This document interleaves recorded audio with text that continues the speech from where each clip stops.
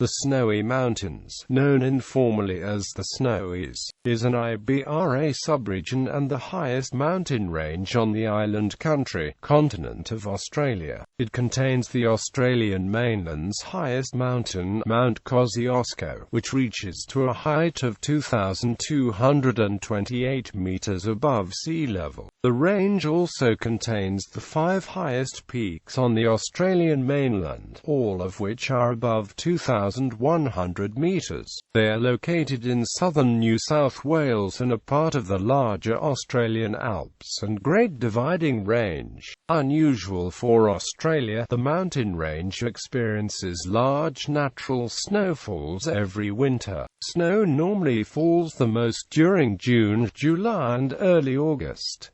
Therefore, most of the snow usually melts by late spring. The Tasmanian Highlands makes up the other alpine region present in Australia. The range is host to the mountain plum pine, a low-lying type of conifer that is suspected of being the world's oldest living plant. It is considered to be one of the centres of the Australian ski industry during the winter months, with all 4 snow resorts in New South Wales being located in the region. The Alpine Way and Snowy Mountains Highway are the major roads through the Snowy Mountains region. History. The mountain range is thought to have had Aboriginal occupation for 20,000 years. Large-scale intertribal gatherings were held in the high country during summer for collective feasting on the Burgong moth. This practice continued until around 1865. The area was first explored by Europeans in 1835, and in 1840, Edmund Strzelecki ascended Mount Kosciuszko and named it after the Polish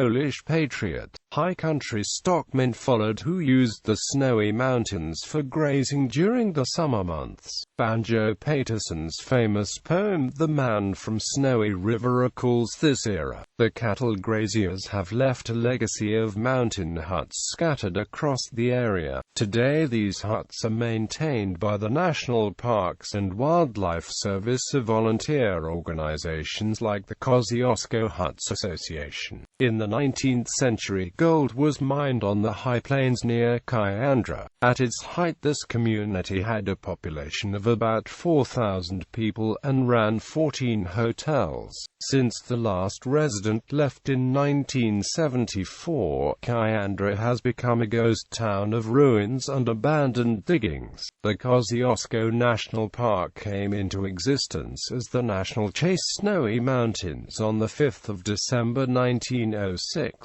In 1944 this became the Kosciuszko State Park, and then the Kosciuszko National Park in 1967. Recreational skiing began at Kiandra in the 1860s and experienced a boom in the 20th century following the commencement of the construction of the Snowy Mountains hydroelectric scheme between 1949 and 1976, which brought many European workers to the district and opened up access to the ranges. Skiing. The discovery of gold at Kiandra in 1859 briefly enticed a population of thousands above the snowline and saw the introduction of recreational skiing to the Snowy Mountains around 1861. The Kiandra gold rush was short-lived, but the township remained a service centre for recreational and survival skiing for over a century. Australia's first T-bar was installed at Kiandra in 1957, but the ski facilities were finally shifted up the hill to Selwyn snowfields in 1978.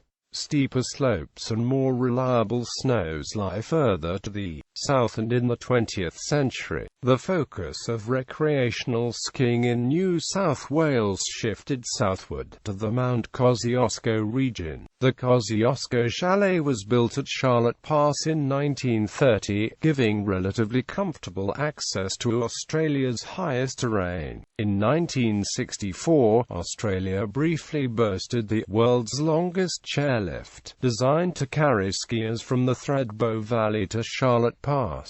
But technical difficulties soon closed the facility. At 1,760 meters, Charlotte Pass has the highest village base elevation of any Australia ski resort and can only be accessed via over snow transport in winter. The growing number of ski enthusiasts heading to Charlotte Pass led to the establishment of a cafe at Smigan Holes around 1939, where horse-drawn sleighs would deliver skiers to begin the arduous ski to the Kosciuszko chalet. It was the construction of the vast Snowy Mountains hydroelectric scheme from 1949 that really opened up the Snowy Mountains for large-scale development of a ski industry and led to the establishment of Thredbo and Perisher as leading Australian resorts. The construction of Guthaga Dam brought skiers to the isolated Guthaga district, and a rope tow was installed there in 1957. Ski fields up by Kosciuszko's side were also established during this period, though their existence is now little realized. The Australian Alpine Club was founded in 1950 by Charles Anton. Huts were constructed in the backcountry close to Mount Kosciuszko, including Coonamah Hut, which opened for the 1953 season. A rope tow was installed on Mount Northcote at the site and opened in 1954.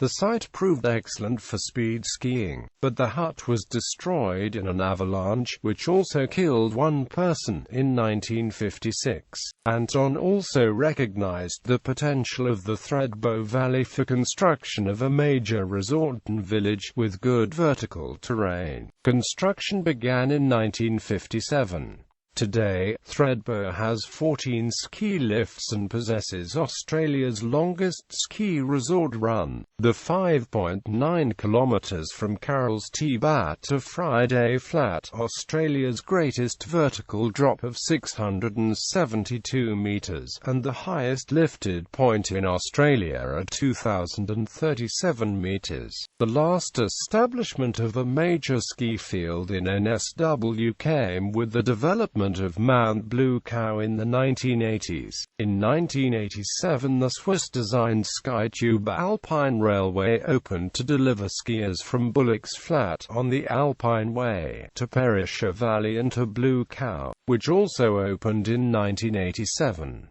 The operators of Blue Cow purchased Guthaga in 1991, and the new combined resort later merged with Perisher Smigans to become the largest ski resort in the Southern Hemisphere. In 2009, Perisher had 48 lifts covering 1,245 hectares and 4 village base areas: Perisher Valley, Blue Cow, Smigan Holes and Guthaga. Snowy Mountain Scheme. The Snowy Mountains also feed the Murrumbidgee and Murray rivers from the Toomer River, Whites River and Urangabili River. The range is perhaps best known for the Snowy Mountain Scheme, a project to dam the Snowy River, providing both water for irrigation and hydroelectricity. The project began in 1949, employing 100,000 men, two-thirds of whom came from 30 other countries during the post-World War II years. Socially, this project symbolizes a period during which Australia became an ethnic melting pot of the 20th century, but which also changed Australia's character and increased its appreciation for a wide range of cultural diversity. The scheme built several temporary towns for its construction workers, several of which have become permanent: Cabramatta and Concoban. Additionally, the economy of Cooma has been sustained by the scheme. Townships Tadaminaby, Jindabyne and Talbingo were inundated by the construction of Lakes Yucumbene, Jindabyne and Talbingo. Improved vehicular access to the high country enabled ski resort villages to be constructed at Thredbo and Guthaga in the 1950s by ex-Snowies scheme workers who realized the potential for expansion of the Australian ski industry. By 1974, 145 kilometres of underground tunnels and 80 kilometres of aqueducts connected the 16 dams, 7 power stations, and 1 pumping station. The American Society of Civil Engineers has rated the Snowies scheme as a world-class civil engineering project.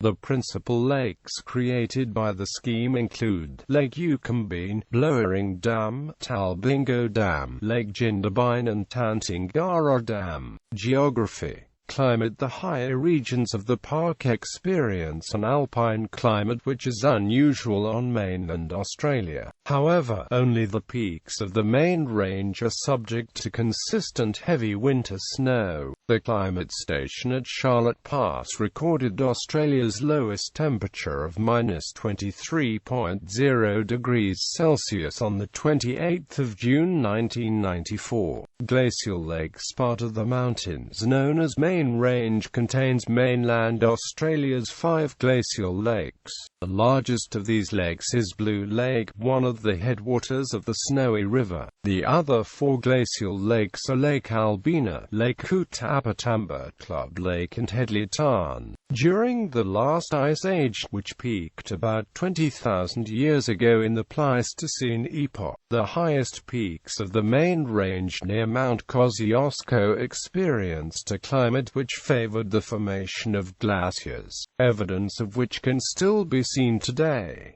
Cirques moraines, Tarn lakes, Roches Montagnes and other glacial features can all be seen in the area. Lake Kutapatamba, which was formed by an ice spilling from Mount Kosciuszko's southern flank, is the highest lake on the Australian mainland. Lake Albina, Club Lake, Blue Lake, and Headley Tarn also have glacial origins. There is some disagreement as to exactly how widespread Pleistocene glaciation was on the main range, and little or no evidence from earlier glacial periods exists. The David Moraine, a 1-kilometre-long ridge running across Spencer's Creek Valley, seems to indicate a larger glacier existed in this area at some time. However, the glacial origin of this feature is disputed. There is evidence of periglacial activity in the area. Solifluction appears to have created terraces on the northwest flank of Mount Northcote. Frost heave is also a significant agent of soil erosion in the Kosciuszko area. Ecology. The Snowy Mountains cover a variety of climatic regions which support several distinct ecosystems. The alpine area above the tree line is one of the most fragile and covers the smallest area. This area is a patchwork of alpine heaths, herb fields, feldmarks, bogs and fens. The wind-swept feldmark ecotope is endemic to the alpine region, and covers a mere 300,000 square meters. It is most vulnerable to the wandering footsteps of unmindful tourists. Fauna. Many rarer threatened plant and animal species occur within the Snowy Mountains. The Kosciuszko National Park is home to one of Australia's most threatened species, the endangered mountain pygmy possum, and the more common dusky antechinus, located in the high country of the park. By 2008, wild horse numbers in the national park had reached 1,700, with that figure growing by 300 each year, resulting in park authorities coordinating the culling and relocation. Flora. The high country is dominated by alpine woodlands, characterized by the snow gum, montane and wet sclerophyll forests also occur across the ranges, supporting large stands of alpine ash and mountain gum. In the southern Bidbo wilderness area, dry sclerophyll and wattle forests predominate. Amongst the many different native trees in the park, the large Chinese elm has become naturalized. The bushfires in 2003 severely damaged tree cover in the region. Fires are a natural feature of the park's ecosystem, but it will take some time for the region to return to its pre-2003 condition. Gallery.